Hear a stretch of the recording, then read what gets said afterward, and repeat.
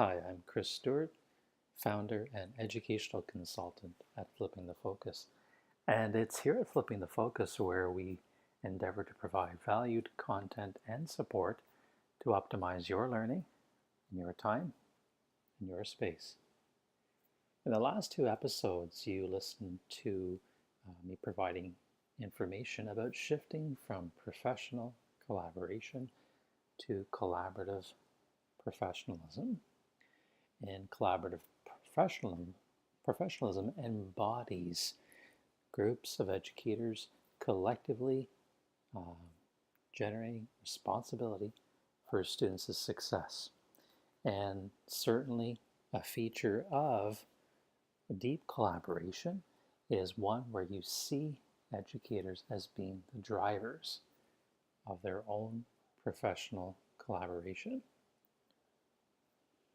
In that second episode, you heard me talk about an interview that I conducted with a system level administrator. And the reason behind that, behind the interviewing piece, was that I wanted to inquire further. I had my own curiosities about what it means to be engaged in enacting a coherence framework. And recall that coherence, according to Michael Fullen and Joanne Quinn, really it is a framework comprised of 4 elements. And those elements are focusing direction, cultivating collaborative culture, deep learning, and securing accountability. So all together, those factors working together within your very own context is what helps drive continuous improvement. So if you're listening to this podcast and you're not in K-12 education, I still think it's valuable information for you no matter what your role or no matter what your organization is, because really at the heart of getting better, at the heart of improvement, be it personal or collectively, education and learning are at the very core.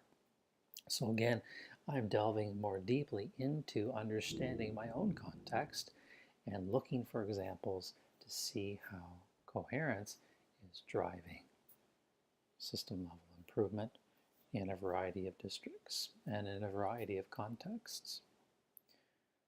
Today's podcast shares with you a second interview, and that interview was done with a student achievement officer. So that is a particular role here in the province of Ontario. Student achievement officers work at a different unit laterally to system or boards of education, which are also working laterally to schools or at the school level. Fullen also describes that the depth and quality, the success of our collaboration is contingent or dependent upon our lateral relationships. So just how strong and just how effective those relationships are in engendering coherence for system improvement. So the second interview, let me go back and I'll list out the questions that were asked and provide the responses as one continuous response. I might go off script here and there just to provide some new information or things that happen to come about in terms of me speaking. And then we'll also look at particular themes coming through those responses and how they might connect or relate to the drivers that were mentioned for the coherence model. So the questions asked were: 1, what attributes have you found or believed to be key to collaborating with others? Secondly, tell me about a time where you experienced collaboration that you perceived as being effective, that is consistent or nearly consistent with your expectations. Thirdly, I asked what role did others play in that success? Fourthly, what role did you play in this success? And then I introduced an additional question or prompt based on the flow of that interview with the student achievement officer. And I asked, you mentioned several moves that you would do or that you would make with respect to your role in the process of facilitating professional learning. I'm curious to know if there is a first best move. For instance, can we expect collaboration to result in something tangible that moves the group forward, or does something need to be provided in order to inspire collaboration? I also asked, you mentioned your role in the success. Tell me more about some of the qualities that allows you to be effective in your collaboration with others and with teams. Also, as a question, here in Ontario, the province of Ontario, that is the Ministry of Education, not so long ago, issued a policy and procedure memorandum, otherwise known as a PPM 159, called Collaborative Professionalism, which just so happens to be the theme of these podcasts, as well as representative of the work of Hargreaves and O'Connor. And I quote, collaborative professionals at all levels of the education system are working together, sharing knowledge, skills, and experience to improve student achievement and well-being of both students and staff. Based on that quote, my question to the Student Achievement Officer was, how do you see professionals developing their awareness to this collaboration? Lastly, in terms of carrying moving forward, I asked how they might relate the conversation to their work for the coming 2018-19 year. So let's take a look at the responses from this individual. Again, I was very grateful and privileged to have had an opportunity to sit down with them and to interview and discuss for anonymity purposes. So their name as well as district or location are being withheld. So let's get into what they had to say. Okay, here's their response. The key to effective collaboration is listening. When we listen, we're working to create spaces for others to think and to share without being judged. Effective listening can provide a space where several voices are heard. Being heard is an essential component to deriving a sense of ownership over one's work in a process. Listening deeply for the purpose of understanding includes the use of all of our senses, including observation. One recollection of working with a particular group of educators was their energy. It expressed to me an authentic interest in learning, a joy to working together, even though the collaborative processes of studying together was difficult. The members of this group made evident and expressed value in their students' learning. That is, as a product of their collaboration. The educators were truly benefiting from the vicarious experience of being able to hear and see their colleagues' students' thinking. I noted that through the process of working together, educators grew in their openness to take on risks. They began to moderate and study the work of various students together, and as a result, this supported them in moving collectively towards the next step of being in classroom spaces to study together. During the course of this process, I positioned myself to being beside the educators and their students. Typically, I would bring in resources, other information, and/or an artifact that had been something from the group's work. I would also take notes and prompt the group to continue thinking. I noticed that taking notes is important so that tracks or traces of their thinking are made visible, allowing others to think beyond the space they're currently in. By exercising effective listening, each of us is better able to contribute to the decision-making process, helping the group navigate the variety of perspectives being shared in service of reaching the common goal. To reach the common goal, my observations are that it is necessary to agree to the goal as well as to the different roads that can be taken. How we interact is dependent upon the norms that we pre-establish. As far as decision-making and navigating are concerned, I take on the role of facilitating experiences that allow for groups to collaborate. It's important to understand that sometimes we need to help or support a group towards making connections. These connections arise out of the contributions made by the various members in a group. This is part of the experience as a facilitator, and we often do this as positioning ourselves as learners through observation and conversation. That is, paying attention to how the learning is happening. We are better able to help others see the value, feeling connection to the heart, as well as the head and work in the process of learning. For this group of educators, it was important that I and we gave something of value and that we valued each teacher's assignment, their role, and where they were in their professional learning journey. Once group members understood that this was the context of the opportunity to work together, the collaboration soared.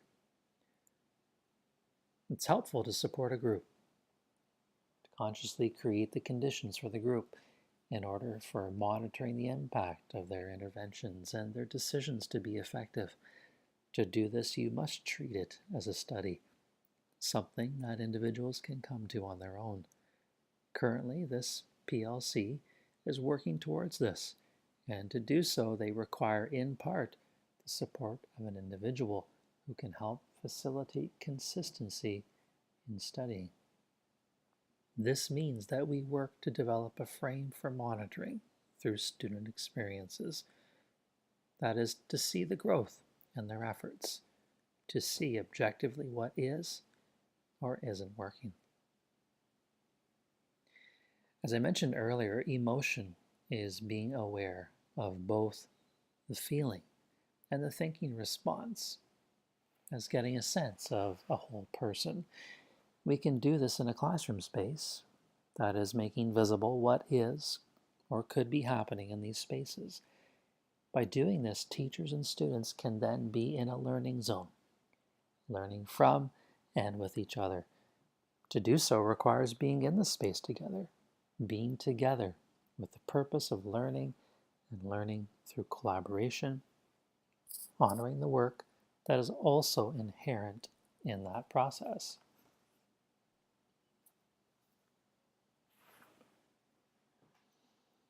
Moving forward, coherence making calls us to develop our understanding about continuous improvement in our own context.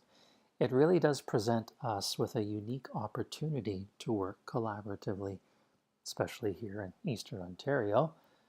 That is, since we already have well-established goals and processes for school improvement. With respect to my role, or our roles as student achievement officers, our place is for coherence making. We are continuously helping bring various groups of stakeholders into alignment with ministry visions for learners. That is, nothing is done in isolation. Stakeholders are now seeing the value to alignment. We can attribute this to the sense-making that is occurring as stakeholders engage in using the resources that are being provided. They can take something provided, go deep with it in their own context, feel that they are learning on behalf of others, which is very important, and see results. It's amazing to see curriculum being expressed and representing a culture of learning. For example, our understanding of evaluation is changing due to how our thinking is evolving. I'm just thinking now of the work of Chris Sertam at Ottawa University's Faculty of Education. In the context of the PLC I mentioned earlier, educators came to a place where they were not only able to share their students' learning along a continuum, they grew in their comfort to truly focus on understanding the content on behalf of their students. All of this done through the lens of the curriculum. So that's the end of that particular interview with the Student Achievement Officer, and it certainly helped me to continue deepening and formulating my understanding of how collaboration can be built, how it is necessary for driving coherent work within schools and within systems of education. And just as a quick reflection upon that interview, I did notice a few themes. Certainly, the individual mentioned listening as being a critical skill. You'll also have taken note of community, or that is of professional learning communities and building those communities. That was certainly another theme that was apparent throughout what was said. Decision making, as well as navigating a variety of perspectives. So a lot of this, you'll also notice that there are some facilitator or facilitation-based skills that are coming through as a result of this individual's context and contributions to helping schools improve through the coherence framework. Learning or learners was also another theme that came up quite often throughout. So you would have formulated your own themes or made some connections between what this individual has said to your own practice and to your own context. So I would encourage you to think deeply upon your current situation. Think about your current problem or challenge to practice, the information presented, and your own research, and think about what that might mean for you moving forward in the next year. So whether it's in the educational sector, as a teacher, administrator, superintendent, district leader, or if it's beyond the educational sector, if you're working with a nonprofit, if you're working with a government organization, if you have your own company and you're a leader within that company.